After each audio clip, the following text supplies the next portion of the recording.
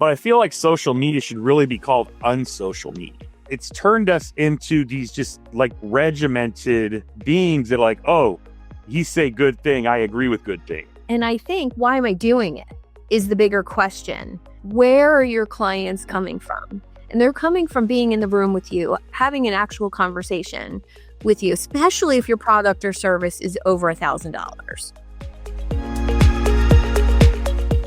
Hey, welcome to a podcast where dreams meet determination and success is just around the corner. I'm your host, Suzanne Taylor-King, and I'm here to help you unlock the full potential of your business and your life. Welcome to Unlock Your Way with STK. Let's unlock your path to success together. Good morning, everyone. Suzanne Taylor-King here for another Friday live of Unlock Your Way with STK. And today we are here with Aaron Weese, who I picked up on LinkedIn. He's a marketing consultant, a LinkedIn, teacher, coach, and strategist, coach. And we're going to really get into it today because we've never actually had a conversation before. This is the very first time we're getting to know each other live right in front of you. And I do this pretty routinely. And I absolutely love when I find somebody who has a unique spin on things. And Aaron, you totally bring that to the table. So welcome. Thank you. It's interesting to have someone say that. I bring an interesting perspective to the table. Sometimes when you're living an experience, lived experience doesn't seem very interesting to you. Oh, So a lot of times it could be excitement, stress, anxiety inducing, but it's, so it's kind of interesting to hear, how someone kind of defines, your journey. So, definitely a journey. Well, I think it stands out, right? I think, some of the things that you say about marketing and LinkedIn, I think it offers a really unique perspective in this landscape of how social media is right now. So what's your current thinking on social media, LinkedIn in particular? Well, for lack of and this kind of goes, I'm drawing from my experience the last couple of years, but definitely the last few years of my life have been paradigm shifting. And, a little background on that. Basically around June of 2023, my mother-in-law, she lived 4 hours away from us, and people were starting to, she's acting a little funny. And she came to visit us. We're like, she's acting really weird. She's really just, she was a very stern, direct person, kind of critical. And she was like, that was like just exponentially, multiplied. And then we got a call finally in August saying something really is wrong. So we went down and picked her up, and turns out she had dementia. Wow. So fast forward through the next year, my wife and I basically had to step away from our careers to care for her full time with dementia. And I think in the grieving and the healing and the kind of a rebirth process from that, I feel like social media, we waste a lot of time dancing around what we really want to say. Yeah. And, also too, I was kind of, directly before this experience with my mother-in-law and stuff like that, I was in the cannabis industry, and I was kind of starting to kind of transition a little back out of it because my heart's always been with helping small businesses and solopreneurs and, even just individual people build their own personal brand. Mm-hmm. And one of the things I saw about cannabis is, everybody was just about looking cool. We wanted to be with the right people, be at the right parties. And, I had a blast while I was doing it, but I realized I'm like, I'm spending a lot of time, flinging myself across the sky in a steel tube to, go to the next launch party or go to this, go to that when, what is that really producing? Yeah. So I think kind of what the point of that is I'm getting to, kind of at the point I'm at now with life and social media is, we need to say what we're just going to need to say what we want to say. I mean, a lot of people dance around it. You have this insane sense of confirmation bias. Yeah. Okay. Like you'll have someone post this hot take and it's really this crazy take. You're like kind of going, whoa. What are they saying here? And you have 100 comments like, couldn't agree more. You said it that, And I'm like, do all these people really agree with that? And you kind of question, like, are they just kind of going along with the crowd to, not ruffle the herd? Or are they really being true to their personal brand and what they want to say? So I think really one of the things we're dealing with now, and it could go either way with it, with the expansion of AI, is authenticity. Right. Are we really being authentic with ourselves and being authentic with others? Yeah. And there's ways to be authentic and still be kind. You can deploy kind candor. You can be critical of people and still be very kind about it. And I think a lot of us, I really feel like social media, and I'm trying not to go all the way down my whole professor diatribe here. But I feel like social media should really be called unsocial media. Oh. Because it's turned us into these just like regimented beings that are like, oh, you say good thing, I agree with good thing. Well, but this is so true because, now that AI comments and, AI, more people are posting because they're creating content. And I love AI. I love to create content with AI in my own voice. And, but there's this feeling that whatever I post, it could be way to the left, way to the right on a topic. And I'm going to get 30, 40, 50 people that agree, just like you said. Why are they agreeing? Why are they commenting? And I think, why am I doing it is the bigger question. And when you really think about where your clients come from, and this goes to all the listeners, any of my followers, any of your followers, when you really sit down and think about where your clients come from, unless you're spending, hundreds of thousands of dollars on ads, where are your clients coming from? And they're coming from being in the room with you, having an actual conversation with you, especially if your product or service is over $1,000. Oh yeah, of course. I mean, the higher your entry price of your product is, of course, the sales funnel is going to, generally get a little longer and stuff like that. So yeah, exactly. But I think too with AI, the AI's natural inclination is to be very polite, very complimentary, very supportive. And I use AI very extensively in my work. And I think AI is an amazing thing. I think it's going to change the world if we use it right. Okay. Yeah. Now, of course, on LinkedIn, you have some of these people who maybe have watched too many episodes of The Terminator, read the Skynet comic book series, but, they are calling out AI use and they're trying to really, really beat down AI use. And a lot of it is on very, very surface level reasoning. Like, oh, you have EM dashes in your posts, or, I could see the writing patterns. And I'm like, well, I'll tell you right now, I used the crap out of EM dashes in grad school, and ChatGPT wasn't even a thing. My wife is a classically trained literature and Shakespeare professor, and a lot of times she has a hard time telling us something's written by a decent AI model.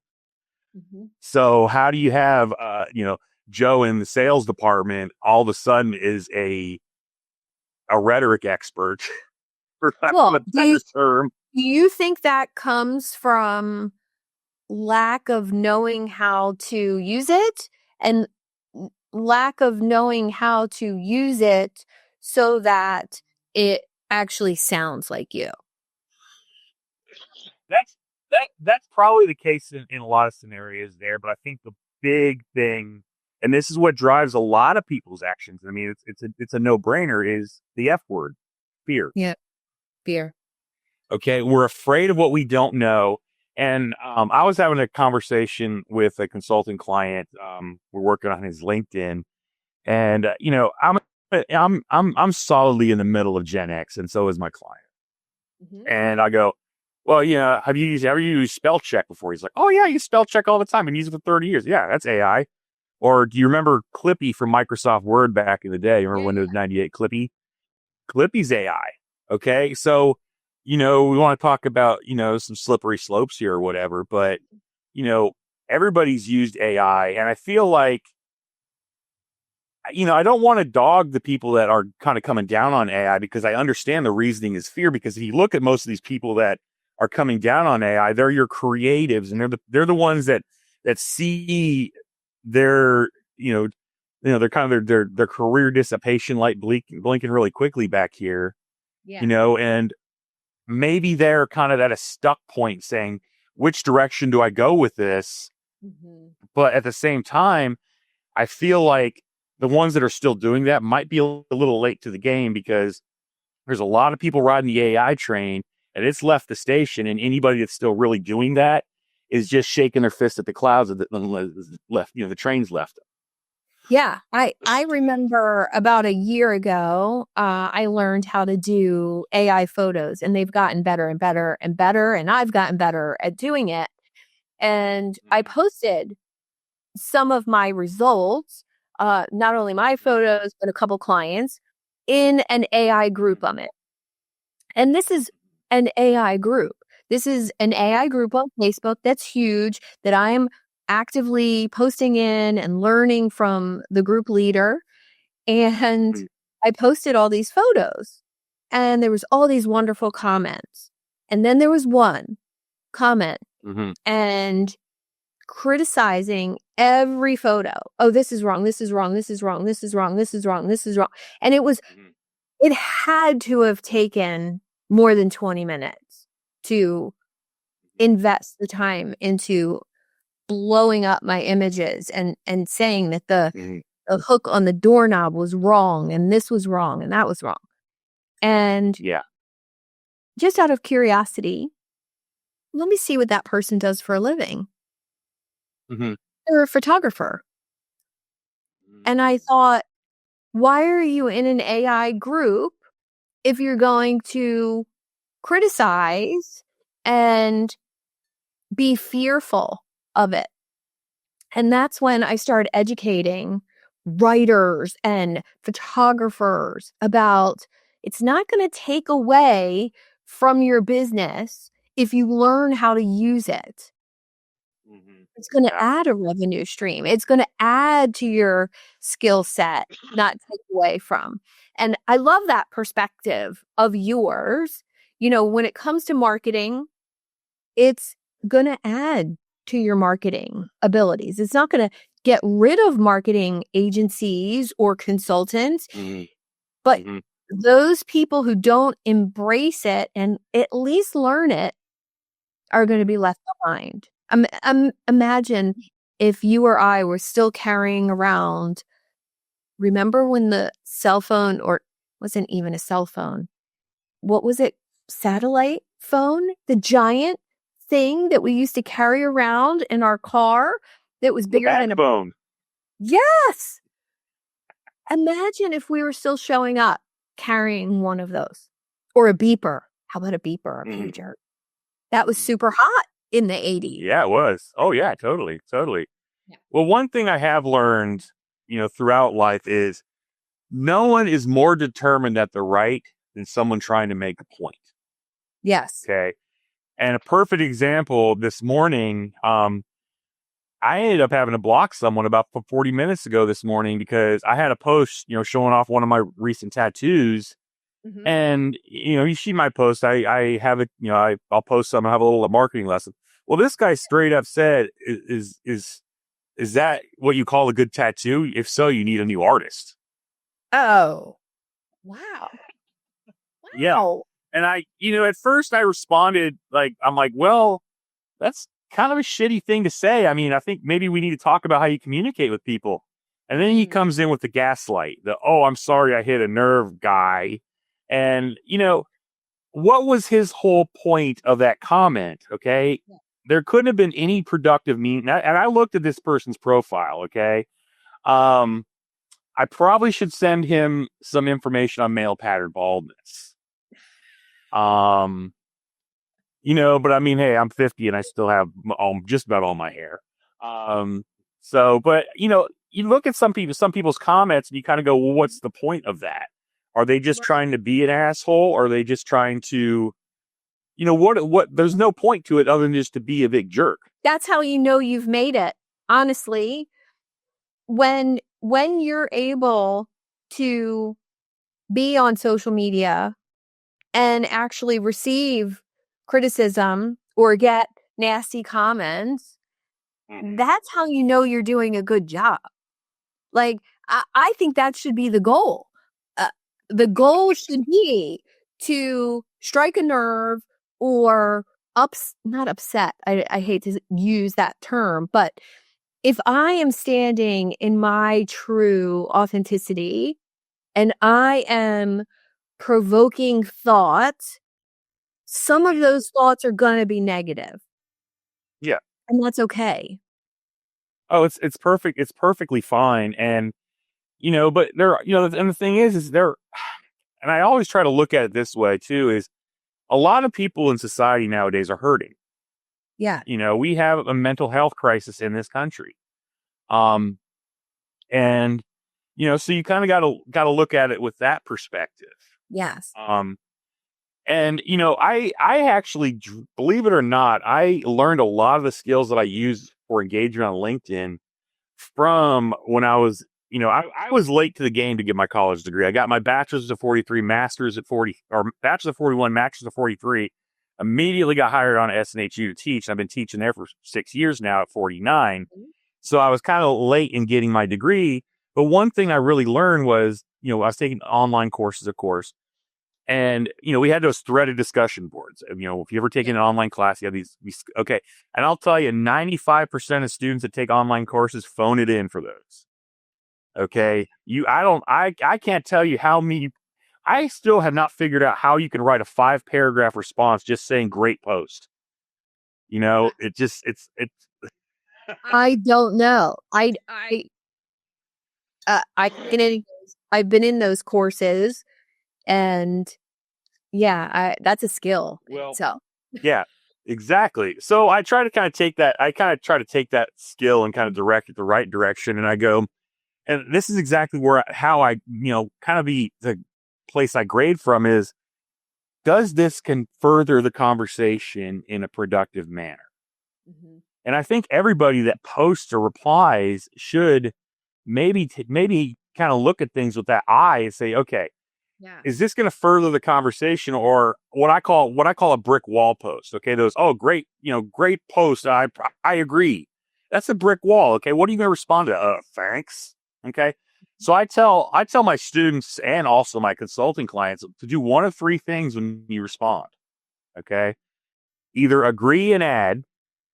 Okay. Don't just agree and add. Okay.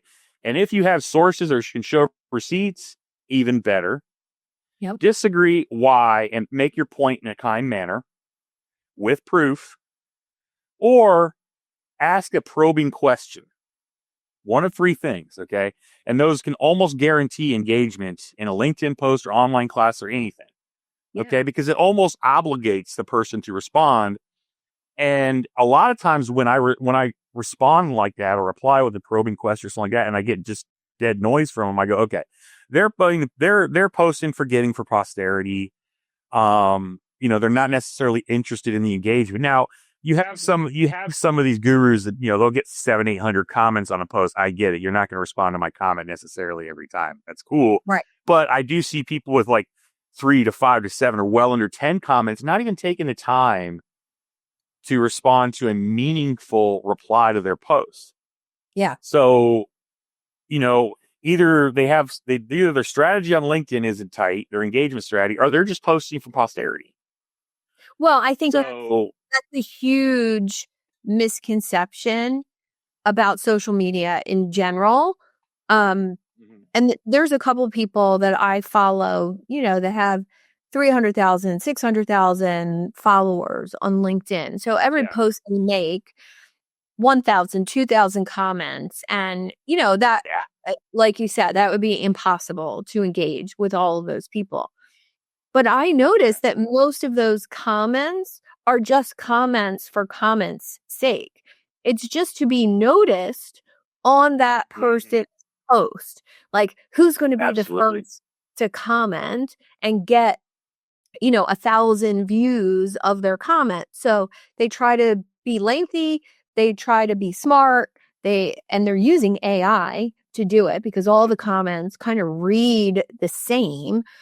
I'm not that Mhm. popular that happens to me. I get pretty genuine comments. And Yeah. I think what's interesting is two of those people who I've been following Mhm. for years have Mhm. decided that they don't want to interact in the comments any longer. They're still going to post on LinkedIn Mhm. and they're still going to share value, but Mhm. they want to take the conversation into a more private space that can't be infiltrated with automations and bots and algorithms. Mhm. Yeah, and that's kind of takes to another point where there is a large rise in small communities nowadays. Yeah. Yeah. With my small business clients, the own your marketing concept. I try to take with small businesses when I talk about own your marketing, I try to take their foundation off of social media because no, you can't control social media. You shouldn't put your business in the hands of it. Right. So I tell, these, and a lot of companies love you. Oh, you should, social media is a valuable tool. You can't just not use it. I'm not saying not use social media. I'm saying use the crap out of it. Okay. But Yeah. use it smartly and not just post and try to get your customers from social media. You always want to try to get them into a funnel that you own. Yeah. So I am seeing a rise in interest in small owned communities. The dive shop, I have a local dive shop that's a client that we built out actually the owner, there's a husband and wife that own the shop, great people. And the wife was like, I really want to build a dive community around here because we have a quarry that about 45 minutes out. It's a great scuba park. Okay, it's a great place. And she's like, I want to be able people to be able to find a dive buddy when they want to go diving at the quarry or if they want to go out to North Carolina or something. So she was trying to do this whole like phone tree list thing and stuff like that. And when we started talking about redesigning their website and kind of pulling their marketing, to Mhm. ownership, I said, it would not be a hard lift to build an online community that is hosted and based on your website that Yeah. you own. And we did that. I'm not saying it's got thousands upon thousands of members, but it's got a healthy number of members. I think we're about the 60 or 70 now of local divers that just want to interact with other divers, and it's completely off of social media. So I Yeah. think, especially as social media starts to kind of do what social media does, like I've noticed some changes in LinkedIn lately where they're really trying to push me to boost my posts and pay to get exposure for my Oh, post. yeah, I noticed that too. Yeah, and that's kind of like I'm not a big fan of that because it took me years to build my following.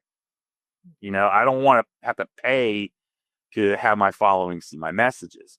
So Yeah. there is a large rise in online communities. Um, but also too, some of those like just the circular comments like that. So a lot of some of these, these bigger influencers, a lot of that's engagement pods. What do you say when somebody asks about that? I mean, I have my standard response. I have a group on WhatsApp of my clients, of my community members, and we do share our LinkedIn, posts. Not everyone. Mm, I think there's 30 some people in that thread on WhatsApp, and we do share our LinkedIn posts, 5, 6, maybe 10 of us, and mm, we're not asking each other for comments per se. It's like, "Hey, read my post. If it resonates with you, mhm. it would be helpful to have my tribe comment on it." I think Yeah, the mistake comes in is when you're obligated, "Oh, there's 30 people in this group. You have to make 30 comments every day." Oh my gosh, that sounds like Chinese torture to me. Like, I don't wanna do I that. tell I I tell people like because like the example you gave, I mean, you have your tribe, you have your community. There's a purpose to that. Yeah. Okay, engagement pods are simply to boost engagement. Now, here's the thing about engagement pods is it's like a snake eating his own tail. Yeah. Yeah. You're not going anywhere because you have like the algorithm's going to see these same 30 people are liking your post. So it's only going to start, and then it's going to be train the algorithm to only serve up to those people and maybe a handful of extras. So, and are those people really your audience? Okay. Because I'll tell you, there's a number of pods out there that just has marketers in it. And I'm like, I don't want to just talk to other marketers. I mean, yeah, there's professional, debate and stuff, but I need clients. I got a mortgage to pay. I have a travel addiction I got to feed. Yeah. I'm not here for fun. Right. So eventually my message has to hit someone that is, or could be, maybe someday, if you shift the wind, interested in my service. Right. Okay. And I feel like pods and like like real engagement pods is like a snake eating its tail. I mean, we could sit there and all day on this chat and tell each other how awesome we are all day. And then we can come back tomorrow and do it again. But what is that? I mean, eventually, after 2 or 3 days, we'll probably get tired of feeling so good about ourselves. We're just like, nah, I'm done. Yeah. I want to feel like crap about myself for a few days first. Yeah, but exactly. You said something really important there. So many times, whether it's networking groups, engagement pods, or who you're hanging out with, I'm a coach. Mm-hmm. I mean, if I hung out with other coaches all the time, my ideal client is an entrepreneur, a doctor, a dentist, an attorney who has intellectual property they want to get out into the world. They have a bigger message, Yeah. right? Yeah. Well, if I hang out with other coaches all the time, how is that going to work? And so many times, networking groups, I remember one a long time ago that I was in that was full of service professionals. And at the time, I was a health coach. Now, there might have been 40 people in that group, attorneys, financial services people, accountant, all of these service providers. Yeah. Not one of them ever hired me. Not one of them understood the value of health coaching, being in shape, losing weight, doing all the things that I used to preach about. Yeah. And they weren't comfortable enough asking their clients to hire me. So they weren't able to refer business to me. And I spent 2 years in that group, like scratching my head, like, what, why is my message falling flat?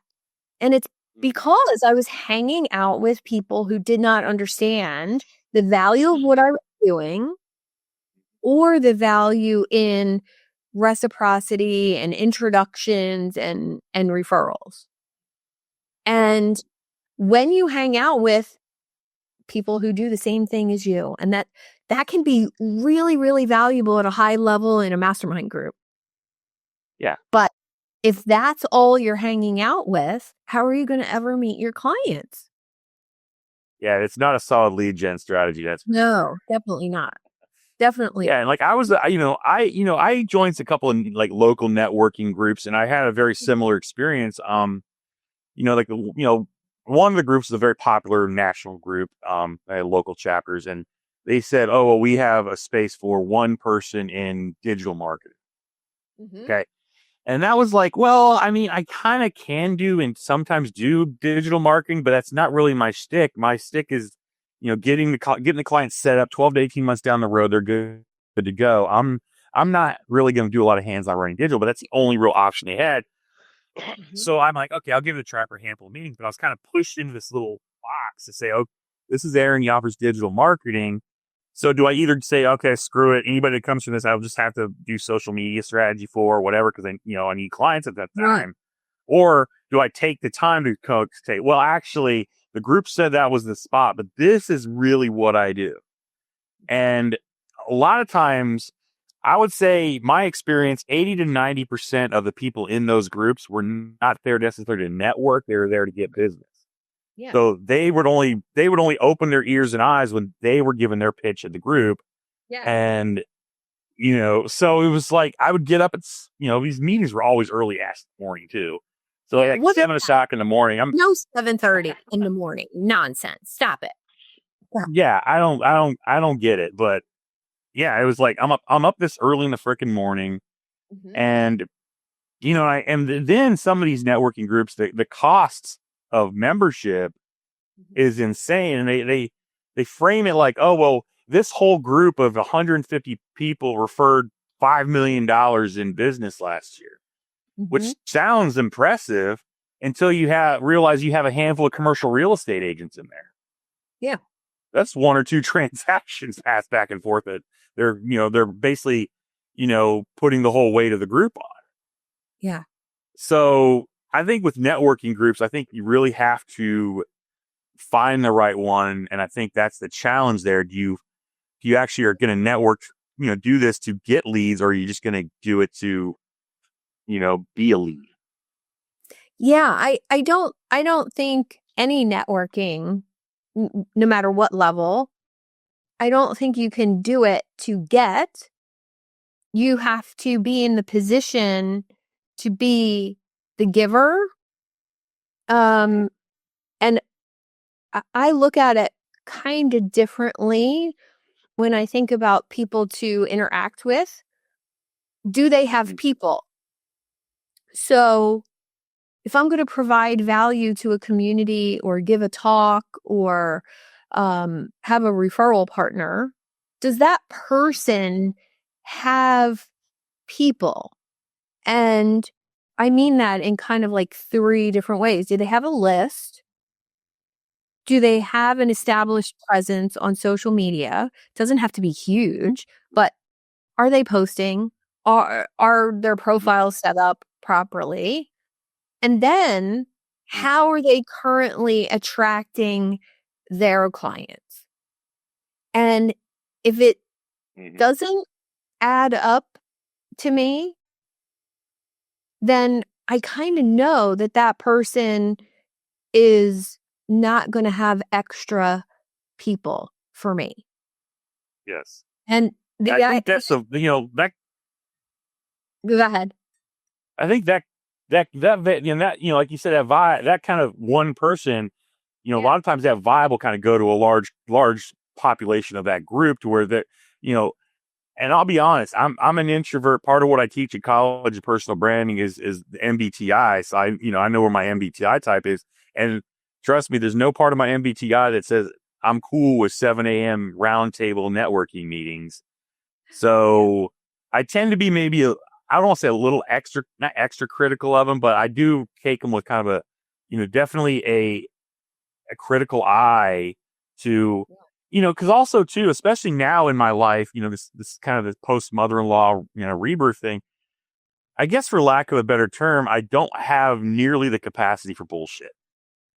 Oh, isn't that the truth? Yeah. Yeah. Yeah. I think after It's you're that's going through something like that, how long did you take off from work completely? it took well, it took we cared for her for a year, then she passed, and probably I took about another 4 months to kind of get my head like I'm like, okay, I'm at a point where I can focus on my work.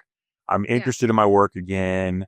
Um, and honestly, I'm not completely through the grieving process, but luckily my wife and I we were smart enough in hindsight that when this started coming and we brought my mother-in-law home, we're like, this is going to happen. So we Mhm. both got into grief counseling right off the bat. Nice. And we started really, really kind of taking a look at, how are we processing this? How are we being better to ourselves and stuff like that? Yeah. And really the kind of just the big gist of it is yeah, your capacity for just the bullshit, it goes down to nearly nothing. Yeah. Um, so I really like, especially like when I teach college and my students, um, I deployed kind candor, but I'm a lot more direct with my students.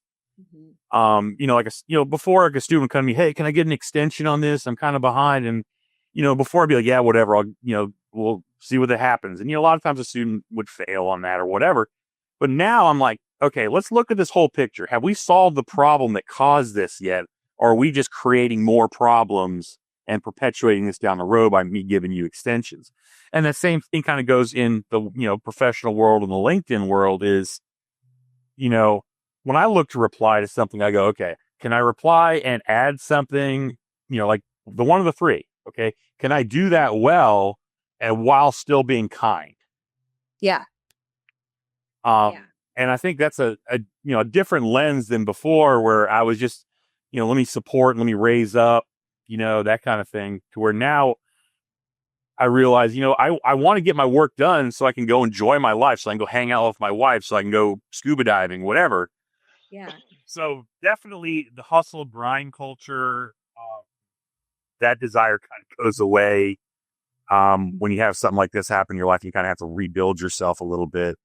But yeah, definitely the capacity for the BS is like there. Well, with everything we've talked about today, I'm wondering what's really working right now in your mind on LinkedIn Mhm. as a content creator. What does it look like? And if you could drop a couple tips for our listeners, that would be awesome. Don't be authentic. Be your real self. I mean, maybe most people aren't comfortable sharing things like I am. Okay.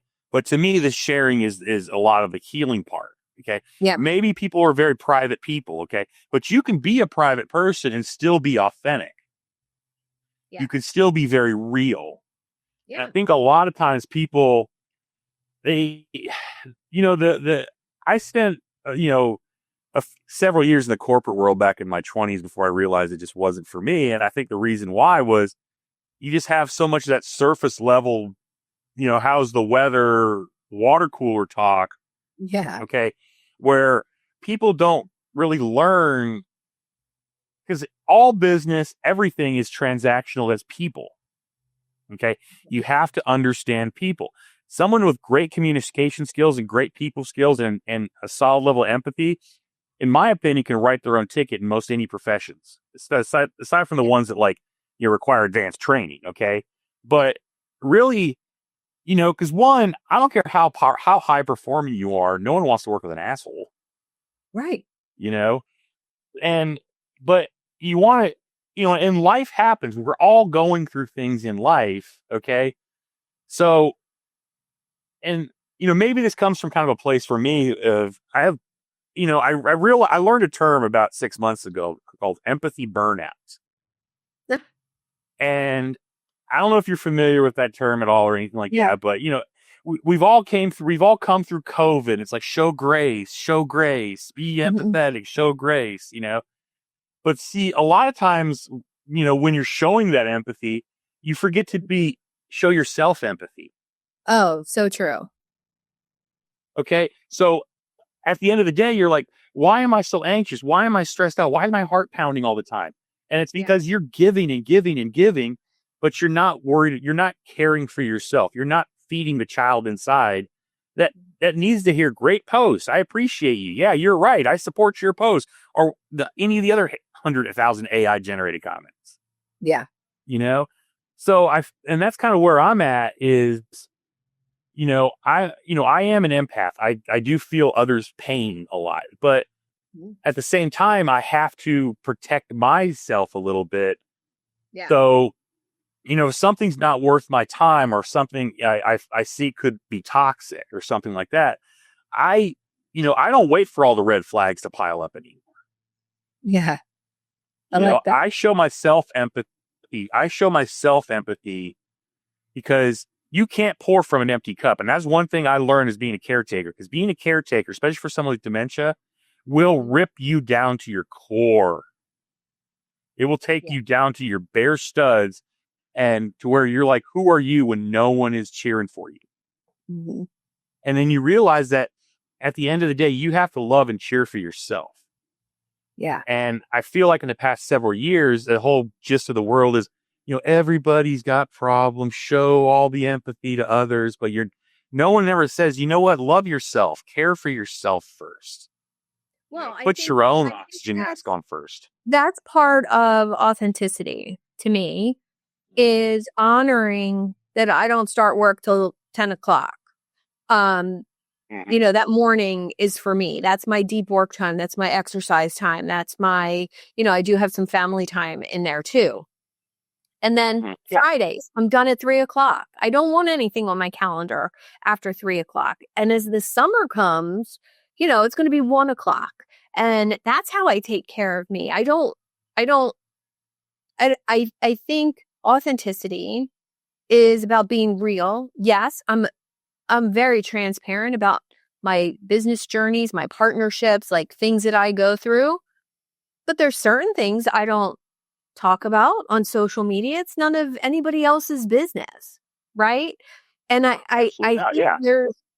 there's a way to be authentic, to be in touch with yourself, to know yourself, to give to others while still taking care of yourself, keeping some Mhm. things private. And my mentor said something to me, and I think you'll like this. She said, be approachable, but not accessible.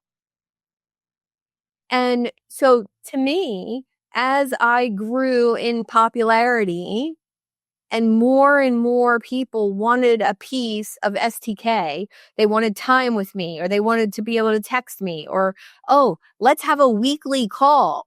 No, that's for clients. Like, as more and more people wanted a piece of me, I still wanted to be warm and friendly and authentic. But there had to be a separation, approachable, but you can't just get on my calendar for free. This is a business over here, right? Absolutely. Absolutely. And it was like she gave me permission to still be myself, but yet put some sort of boundary in place, not only on the calendar, but of your Mhm. time, because that's your most valuable asset as a business owner. Absolutely. Absolutely. And that's like, you talk about time, like, Mhm. and that's one of the things I'm kind of wrestling with coming back into my profession is, how do I, how am I accessible or available to my clients without burning myself out? Yeah. And I started by setting very like, I still have an open calendar. You can go on there and book a 15-minute meeting, but the slots are only going to be Tuesday, Wednesday, and Thursday between 10 and 2. Nice. Okay. If you want me anytime outside of my established office hours, you kind of going back to the professor thing, the office hours. Yeah, I Yeah, love that. there needs to be an amazing reason. Okay, because maybe if you can't get me on that Monday, Tuesday, Wednesday, 10 to 2 this week, catch me next week. But send me a message if you think it's way more important, and I'll decide if it is or not. Right. But it's definitely going to be a big lift to get me outside of those times on just an intro call.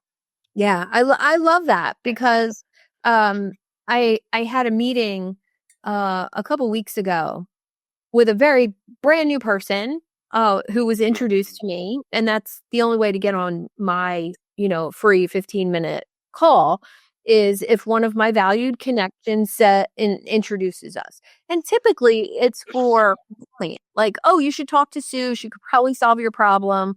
And if she's not the Mhm. person, she'll refer you to who is. Great. Yeah. Well, I met someone new that way.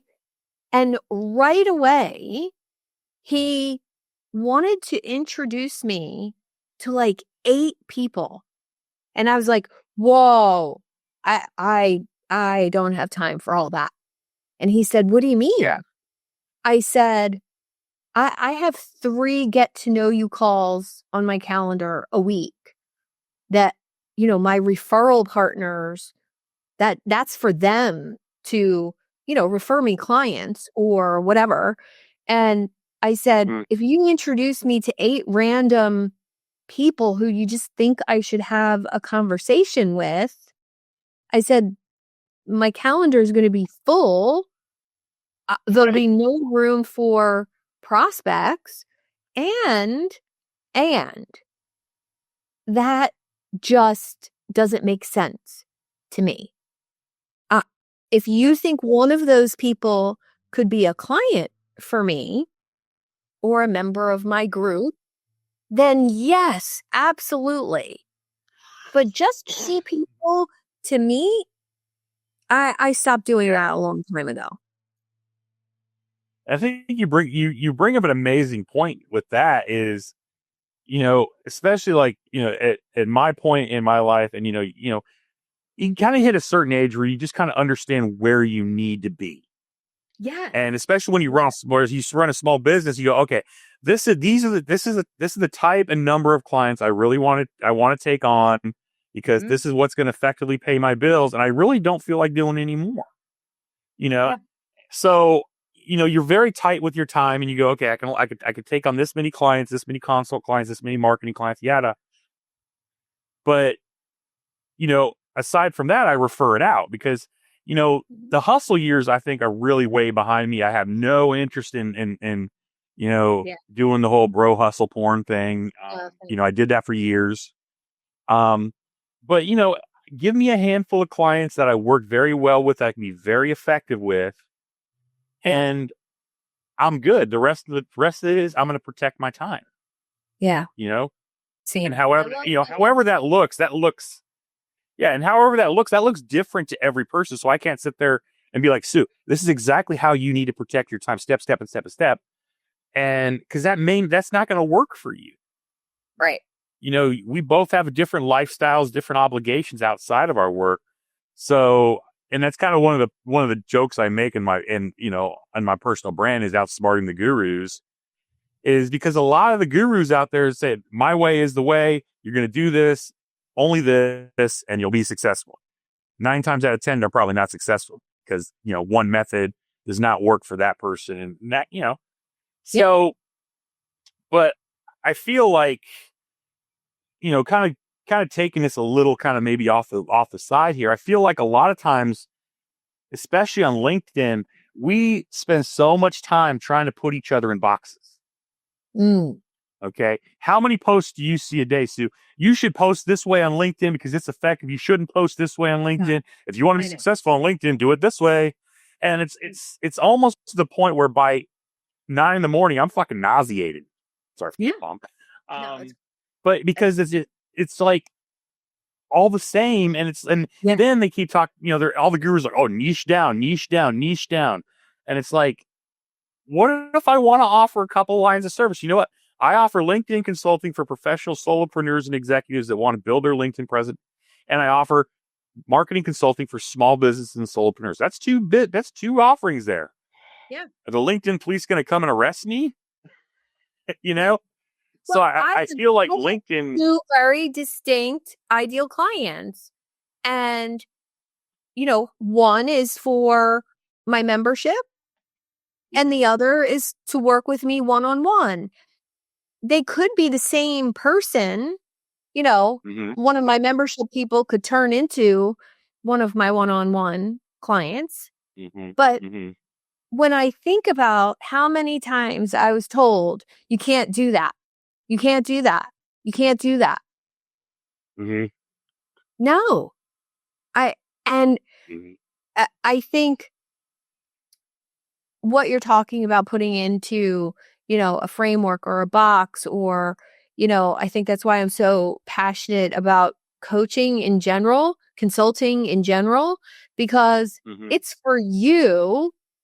It's not about my modules or my framework or you you trust me, you trust that I have the experience in the real world and we're going to do what your business needs, not what I want you mhm. to do, because it's not about me.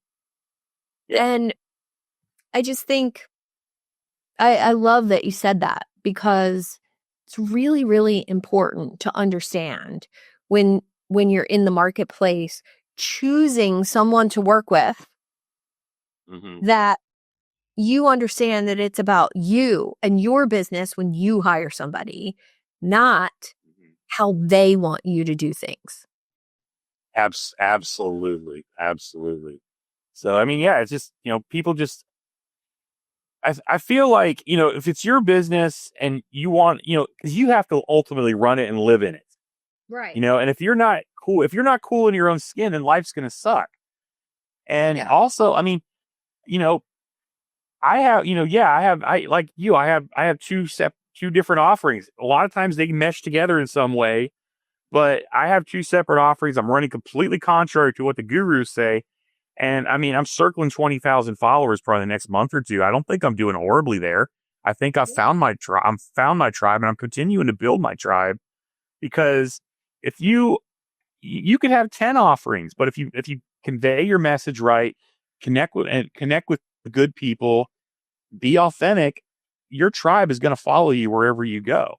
Yeah. I still have a lot of people on LinkedIn in the cannabis industry that still cheer me on. I have a huge cheering section of people that work in the weed industry.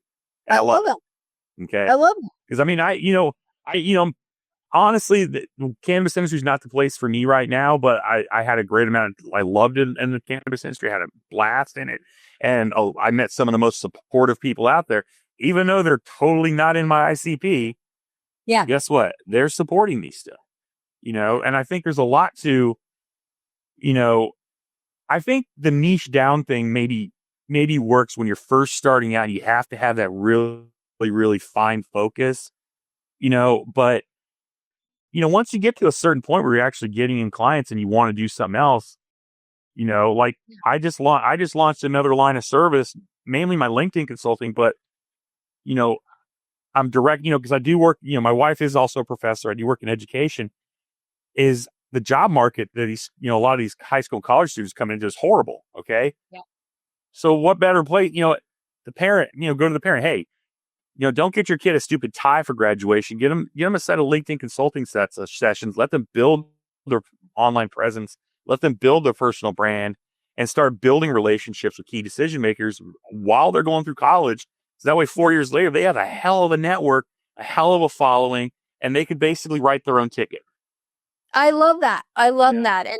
And shout out to Maximus. Sure, I'm going to send him this episode and have him connect with you. He is a college senior. I was introduced to him by his dad, and he's in the AI space, and he's doing an internship, and he is starting his LinkedIn profile. And I said, whatever I can do to support you, that is such a great message to do it before you finish college, to establish Yeah. some key connections in a couple different industries. Really smart. Well, I think it goes, Paul, it goes a long way also too is, you know, instead, you know, if you go through LinkedIn through college, if you're on LinkedIn, active on LinkedIn all through college. And again, you only got to be 16 to start a LinkedIn account. You can start one as a junior in high school, but Yeah. imagine if you built your LinkedIn throughout late high school and all through college, you're posting your trials, your tribulations. Oh my God, this class sucked and this is why, but this is how I overcame it. Guess what? You have 5 years of case studies and track record. Yeah. Any employer is going to go through and say, you know what? This person, maybe they're a little wild in their freshman year. I had a little funny story about them getting arrested for drunk in public, but look at how they progressed through college. Oh my God, we have to hire them. Yeah. And I think a lot of it comes down to, you just knowing people. And when you apply for that job, you're not the unknown. Yes. Yes. I love So, to share a story about a doctor who, and his name is slipping my mind right now, but he was recording YouTube videos all about med school, being a resident, and productivity, how he got stuff done, how he got studying done and still worked a full-time job. And his YouTube channel, when he finally became a full-fledged doctor, his YouTube channel mhm. was making him more money than his doctor salary. Now, wait, I'll tell you his name. Hold on. I have his book, and Feel Good Productivity, Ali Abdal is his name. Ali Abdal. And so he writes this book, Feel Good Productivity, Mhm. and he left being a doctor to travel the world and write about productivity. And his life satisfaction went through the roof. He is working so much less, 2 or 3 hours a day writing. And it was such a Yeah. powerful message about establishing your personal brand that it really stuck with me, because he had no intention of becoming a productivity expert and speaker and author when he was in college, but he just started documenting his journey and being open to where it led. Great message. Yeah, I think, yeah, and that's a story that's actually not too uncommon. Because people love a good story. They love a good hero story, comeback story, whatever. And like with when I, going back to my mother-in-law and how I kind of was very, very open with that on LinkedIn, that actually started because I was like, I'm going to shut down my LinkedIn. I just got to focus on this, but I started having a lot of people from my network messaging me saying, "Hey, how's everything going? Are you cool?" Like genuine messages of support. And I go, you know what? I have a lot of people that care about me, that want to know what I'm going through and just get an update. So I started posting updates. And, that now is part of my brand story. Yeah. Everything, trial and tribulation you go through is going to be part of your brand story. And, it's up to you and how you craft your personal brand, how you want to share that, how much you want to share. But I feel like once people feel like they know you, they know the person behind a LinkedIn profile picture, they're all, some of these are just great, mine heck is a cartoon. But I think, actually that you talk about AI images, I think like that really came out dope. So I'm going to use that for my profile picture. But, like LinkedIn, if you just look at someone's LinkedIn profile, a lot, the way they're laid out functionally is kind of sterile. Yeah. I almost wish we could go take LinkedIn back to like 2003 MySpace. I swear we were all coding HTML like we were hackers, man. It was great. This has been so awesome. Aaron, how can our listeners get in touch with you besides your LinkedIn? Find me on LinkedIn. My website is Weese.consulting. I actually got one of those .consulting domain names. Nice. I was actually trying to buy an .ai domain name. I don't know if you've looked, but those are insanely expensive, like $200 a year on GoDaddy right now. Wow. But yeah, Weese.consulting. If you want to email me, it's Aaron@Weese.consulting. But yeah, if anybody wants to chat, hit me up. Well, thanks so much for today. And an hour flew by so quickly. Thanks for being willing to have a totally cold conversation, and appreciate the new connection. Thank you for tuning in to another empowering episode of Unlock Your Way. I hope you found today's discussion inspiring and you're ready to take your business and personal growth to that next level. If you're feeling as fired up as I am and eager to unlock that full potential, I'm here to help you on your journey and provide that personalized guidance tailored to your unique goals and challenges. Simply book a one-on-one coaching call with me and we'll dive deep into your business aspirations and see how we could co-create a roadmap for your success. And whether you're striving to scale an enterprise or just getting started, I'm here to support you every step of the way. To schedule your coaching call, simply visit the website at unlockyourwaywithstk.com, click on the Book a Call button, and we'll turn your dreams into that reality. Subscribe and review on your favorite podcast platform and on YouTube. Plus, you can join over 800 entrepreneurs in the Idea Lab Facebook group. Let's make success as an entrepreneur happen together. Until next time, I'm STK. Keep dreaming big, stay focused, and most of all, have fun while you're doing it.